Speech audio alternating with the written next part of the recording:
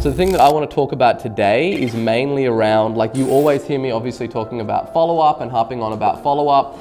Other than follow-up, like, the number one most important thing is like conviction, and having that conviction in your voice when you're speaking to people, right?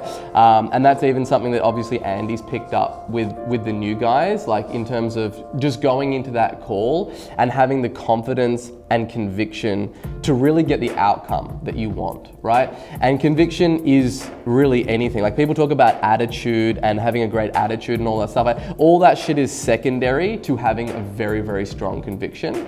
And like, that's something that starts before you even making that call. Like, you need to be really certain that whatever it is that you're pitching to that person is a really good solution. If you're not like really certain that that's the best thing for him, there is absolutely no way that you're ever gonna get that deal done, right?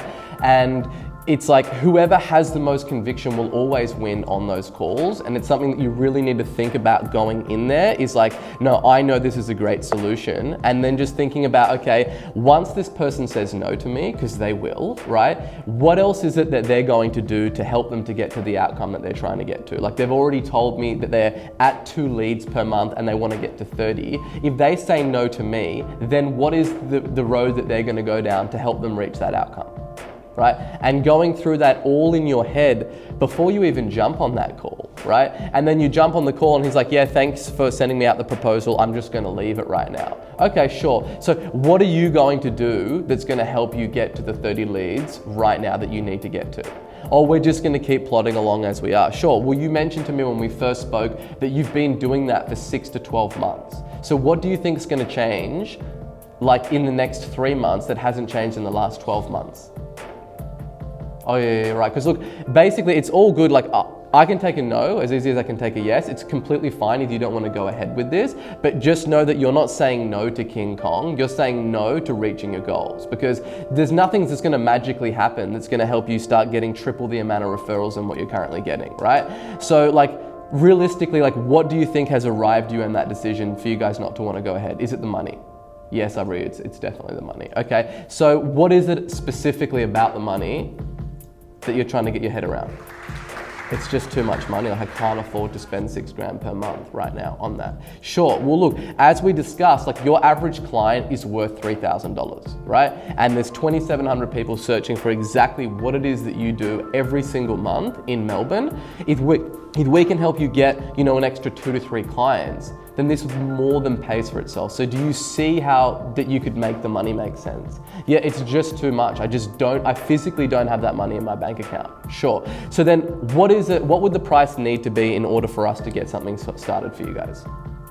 Oh, look, realistically, we could afford to spend probably $2,500 a month. Okay, sure. And so what is that based on? That's just based on how much money that I have and that I've got. Like, okay, cool. Well, look, I definitely couldn't do something for $2,500 a month, right? But what I could do is look at putting you something together at $3,200 a month. And basically that's not going to be the same thing that we discussed at the 6K, but what it will allow you to do is for us to get the wheels turning, yeah? To get you some momentum, get some leads coming in. And then as soon as you land your first 1 or 2 clients, then give me a call back and I'll get you up to that level where you really need to be at in order to spend this, right? I've just crushed the price objection. Okay? And then the other excuses are going to come out. Yeah, look, that sounds all good, but I still need to think about it. Sure, like, what is it specifically that you need to think about it other than the price?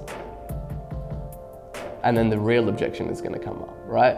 So it's just like, you can hear the conviction in my voice. Like, I'm so sold. I'm like a pit bull on that call, trying to get to the outcome, right? It's going to try to help them get to where it is that they want to go. But I know that there's going to be lots of things that and you can hear it also as well as that conviction. The double side to that is the believability in what you're saying, right? If you don't believe, and if you're not sold, and if you don't have a lot of conviction around what it is that you're pitching to that person, then you won't sound believable. And the crazy thing is, when you speak to other people, when you hear other people pitching from other agencies and all this other stuff, like, the reality of it is that, like, no one sounds believable.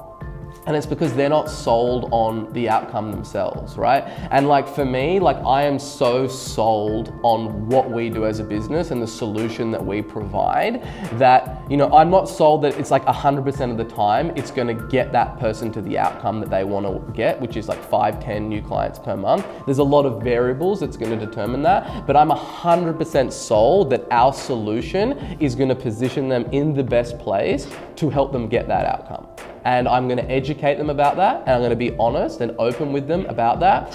So then they can see that I have very high levels of conviction, but I'm also believable because I'm showing them the blemishes or I'm telling them the risks and I'm making them aware of the downside before we even go through the whole process. So everything that I'm saying, it's like they're putting the tick mark off, okay, that makes sense. And this guy's believable. Like I can trust him because he's telling me that this is not like 100% guaranteed I should go and open a high interest bank account because I'm gonna be making millions of dollars overnight, right? And that comes across in the way that you speak, in how you deal with everything that you've got. And that is like the fundamental, like you have to have that conviction. And you have it when someone's not a great fit in telling them, look, this isn't a great fit. Like you sell eyelash extensions and they're $70 a pop. There isn't any really universe that we would be able to run paid traffic and make this make sense for you, right? Believe me, I thought that we could help you. I would definitely send you out a prop, but we're not gonna be a great fit. So that might not be what you want to hear on this call, but like I'm the merchant of truth and I'll be telling you the truth on this thing. I'm not here to just cash grab, bring you on board, say that you're gonna be selling 1,000 eyelash extensions a day. That's not how this thing's gonna go down. Right, so unfortunately I won't be able to help you, but look, this is basically, I would definitely suggest that this is the area that you should look at. Influencer marketing is the only thing for you. There is no other way that paid advertising is gonna stack up when you're selling $70 eyelashes, like $70 eyelash extensions, right? I wish it would, but it's not going to, so this is the direction that I suggest you go in, right? When you start to turn people down, and then you get on the phone with a financial planner or a property investment guy or anyone that sells something that's high ticket, that conviction is there. Oh yeah, it's just expensive. Man, what do you mean it's expensive? You need to get 1 or 2 deals and this whole thing makes sense. Like, I don't understand what you're talking about.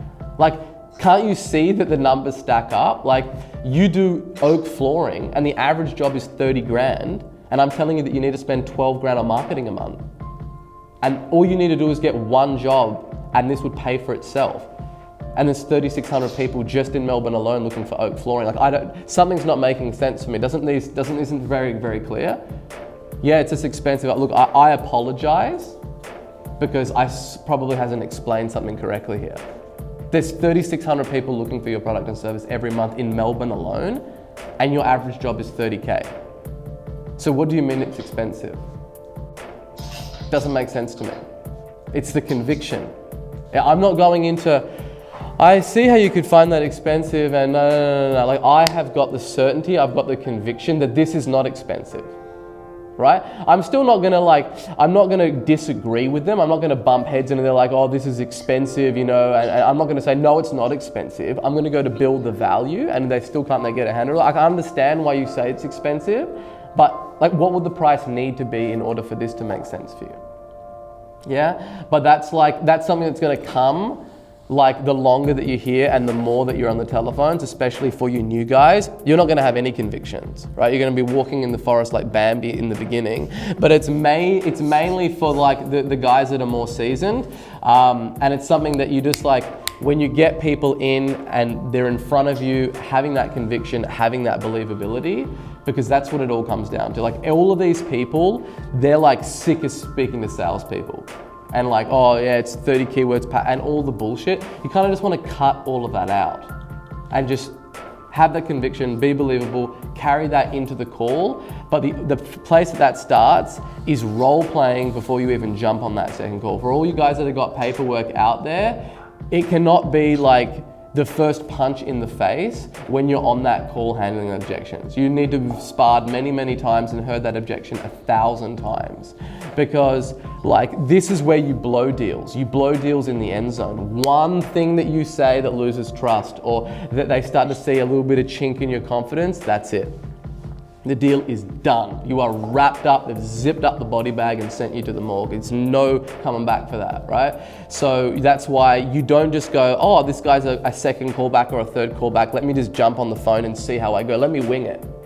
No. You need to know he's gonna hit you with a second, third, fourth objection. And if you don't already have an answer that you're sold on and you have conviction around, he's gonna have the most conviction on that call, and he's gonna sell you why it's not a good time for him to do this, or why it doesn't make sense to go ahead with that price point. Right? That just all comes down to rehearsing it and going through it and really just living in that second call. Hey guys, if you enjoyed this video, make sure that you click the like button and subscribe. We're dropping a video on YouTube every other day. And if you've got any questions about any of the content that I covered in this video, just basically leave a comment with hashtag HeySabri in the comment section. And every week we're also trying to go through all those questions and get them answered. So go ahead, click subscribe, and we'll see you in the next video.